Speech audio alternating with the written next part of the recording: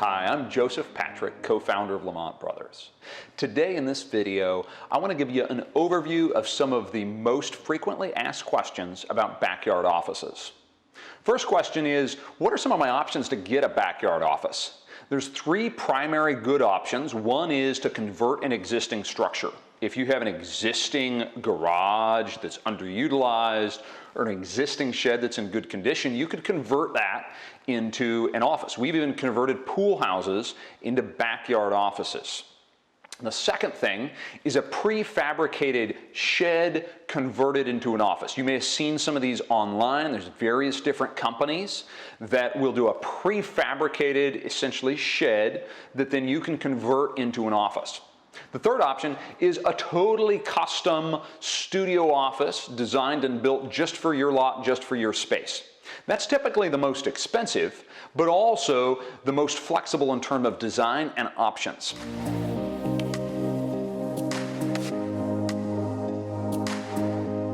How close can I get my backyard office to the property line? Often, if you have a smaller lot, this is a really important question. Within the city limits of Portland, there are some allowances to build it right up against the property line. Now, you are going to have to do a custom backyard office for that, and it's going to have to be a fire-rated wall with no windows on it that's on the property line, and you've got height restrictions, but you can get it right up against the property line. If you live outside of Portland, or you want a taller office, or you want to get windows on that side, you're probably going to have to stay outside of the setback. And normally you can look up your jurisdiction's website and they'll have the planning and zoning code on their website, and you can determine what that setback is. Normally it's different from the back to the side and the front of the lot.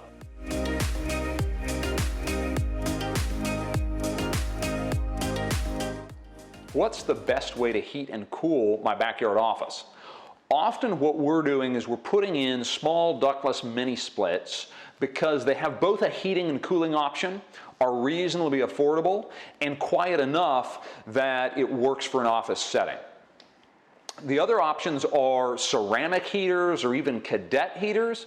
They're much, much cheaper, but they don't have any cooling function, which you definitely are going to want to think about, especially if you're doing the first option, which is converting an existing structure, because then you might not have the ability to add as much insulation as you really would want if you had a less powerful heating and cooling system, or if you were just heating and not cooling. What's the best internet connectivity? That's really important in all of our modern offices. And I would say still the best way right now is to run a wire from your home out to the backyard office.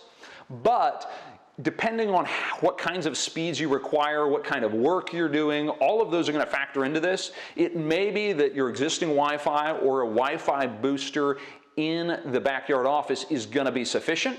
It'll be slower though.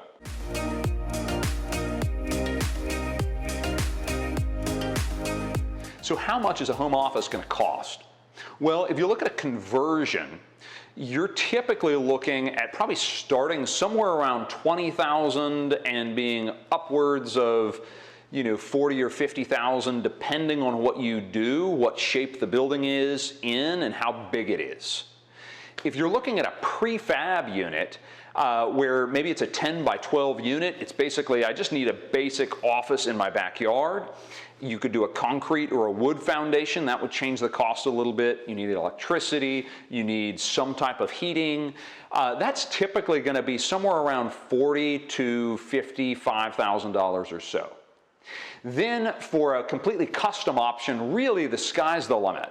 Typically, you're not going to be much less than about $40,000 or $50,000, and you could be much, much more. Let's look at two different case studies.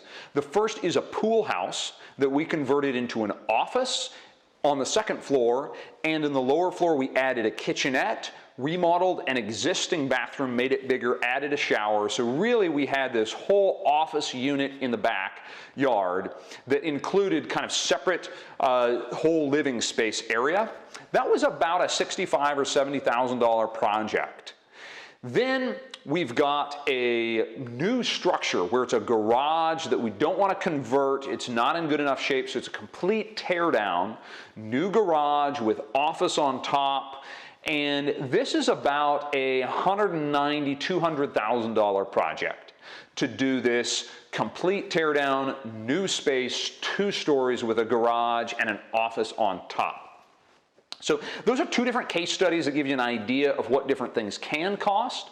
For more information about offices, ADUs, additions, check out our webpage. I've got more ideas about how to get an office addition, as well as different costs associated with some of the different options.